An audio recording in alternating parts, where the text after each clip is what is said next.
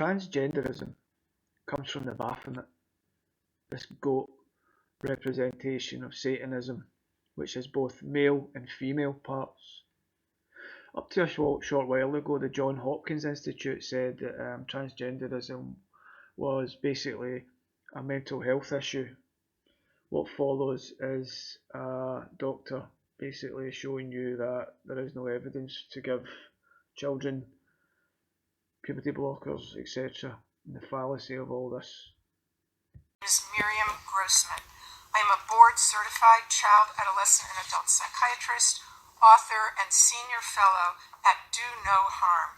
I have been taking care of patients for 45 years. I'm going to use my time to respond to Dr. McNamara. First, I'm struck by her use of the phrase, sex assigned at birth. Sex is not assigned at birth.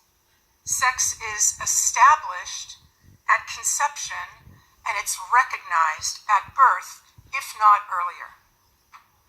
Dr. McNamara claims that her views are science-based, but to claim that sex is assigned at birth is without any scientific basis whatsoever. Its language misleads people, especially children, into thinking that male and female are arbitrary designations and can change. That is simply not true. Dr. McNamara claims that social and medical interventions are the only evidence-based treatment and that scientific evidence shows it is life-saving. Without it, she's warning us, kids will commit suicide. Well, a growing number of countries have effectively banned the care to which she's referring. And thank God there's been no wave of suicides or other mental health catastrophes.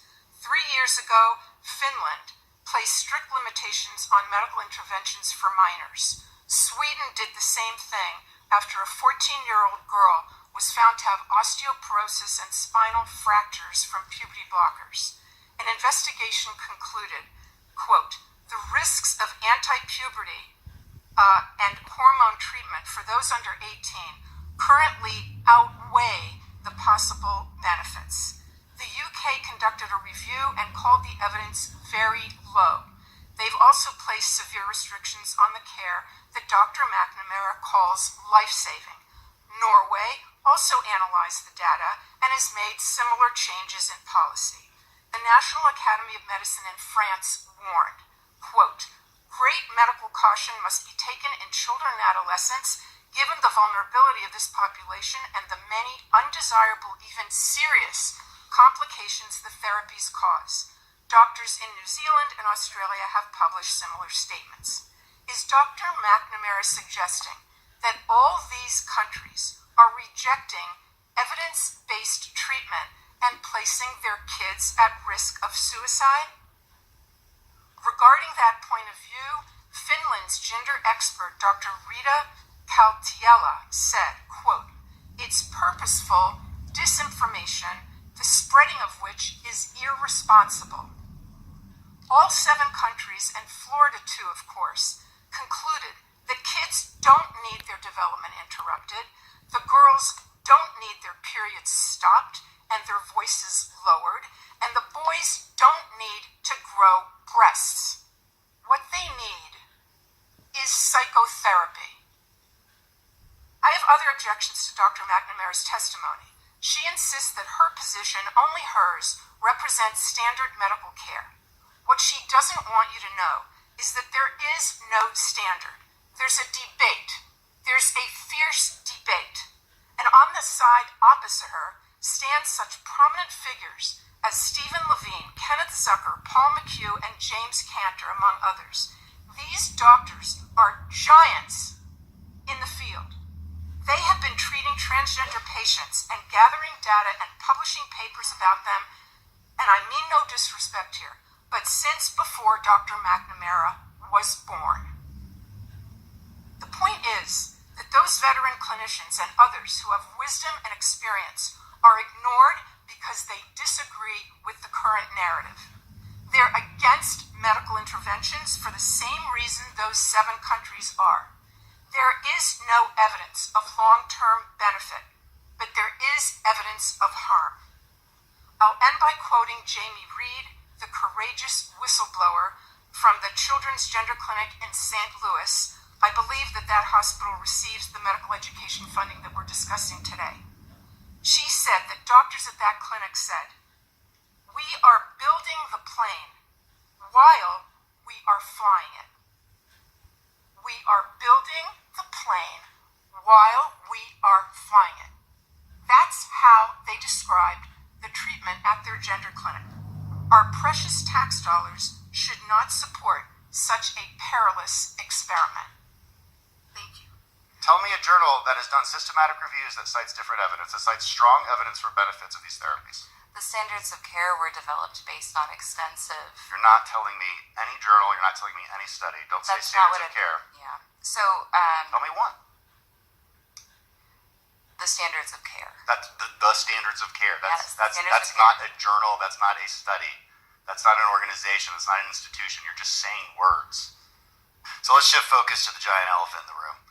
And this is the reauthorization for the Children's Hospital's GME funding. And yes, it's true. This is my bill. And what it does is it withholds funding from these hospitals if they engage in what they call gender affirmation therapy, these physical changes to a child's physiology, permanently disfiguring them through either puberty blockers or even surgical modifications. Now, look, I understand that the other side of the argument here believes they are on the side of compassion, and maybe that's a sincerely held belief.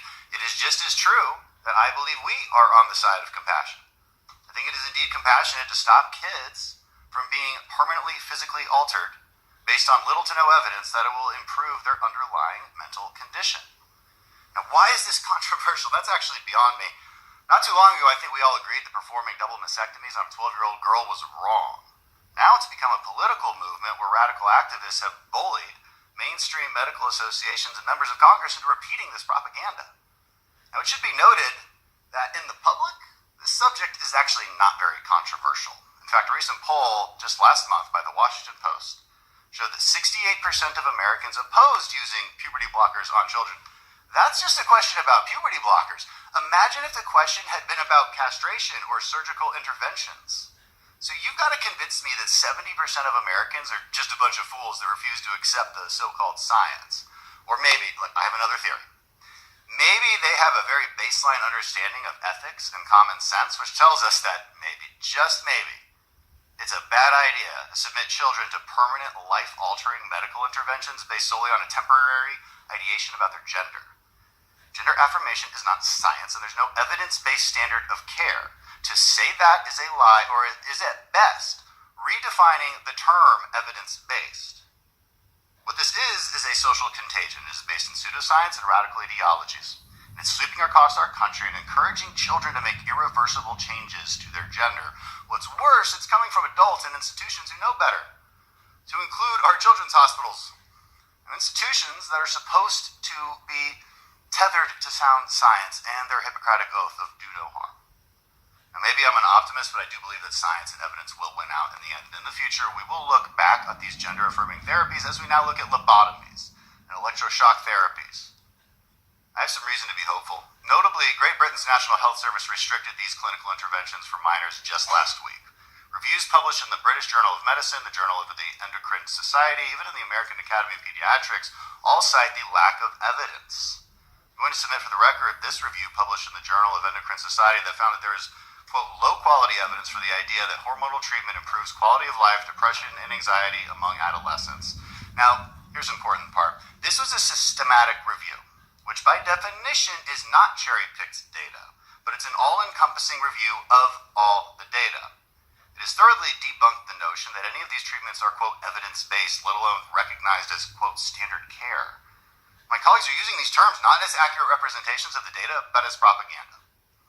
Now, this funding program is reauthorized every 5 years. It provides taxpayer funds to train resident physicians at children's hospitals across the country. It's true, it's been a bipartisan funding mechanism for years. Let's keep in mind something, though. This is taxpayer money.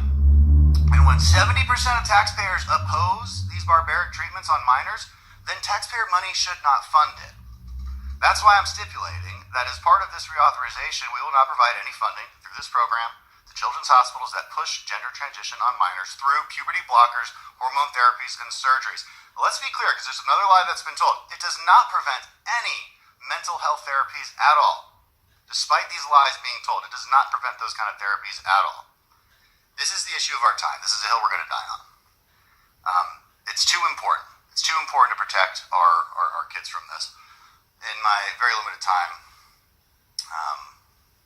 I have too much limited time, so I'll wait for my colleagues to yield to me to ask questions, and I yield back. Thank you. I want to say a few things first. We keep hearing this is a politicized issue. This is a manufactured culture war. I got to say, we aren't the ones who did that.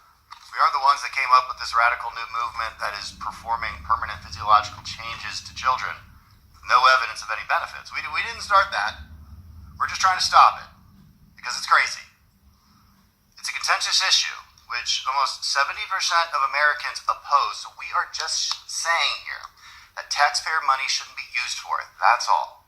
This should not be that controversial of an issue. The questions are for Dr. McNamara. I just want to ask you, honestly, you're not concerned about the unknown effects of puberty blockers, hormones, and surgical interventions in kids, the long-term effects, not concerned about that? Everything I've said here today comes from a place of deep honesty and conviction for the care that I provide and the community that I'm a part of. You've said that we've cherry-picked data. How do you mean that? So it is very unscientific and flawed to pick a single study or a single statistic and to discuss it in isolation. Totally agree. Medical experts are able to talk about all of the evidence as a whole. Totally agree. So it's good to look at systematic reviews, right? That's the gold standard of evidence when you're trying to understand whether something works or whether it doesn't. So the British Journal of Medicine looked at 61 systematic reviews with the conclusion that, quote, there is great uncertainty about the effects of puberty blockers, cross-sex hormones, and surgeries at young people. Journal of Endocrine Society came up with the same conclusion. Even the American Academy of Pediatrics, they all cite the lack of evidence. So here's the thing. If you're doing a therapy, and it's, temporary, whatever, fine, maybe let's try it, let's see if it works. But when you're talking about permanent physiological changes, do you not agree, just from an ethical standpoint, that you might want extremely strong evidence of the benefits? And there is no systematic review that states that there is strong evidence of benefits. Sir, are you aware of how the quality evidence grading system works and how it's applied? Yeah, we read through it. That's why I'm citing these journals. So which journal says something different? We should have that debate. Tell me a journal that has done systematic reviews that cites different evidence, that cites strong evidence for benefits of these therapies. The standards of care were developed based on extensive... You're not telling me any journal, you're not telling me any study. Don't say standards of care. Yeah. So, tell me one. The standards of care. That's the standards of care. That's not a journal. That's not a study. That's not an organization. That's not an institution. You're just saying words. Name one study. I'm out of time.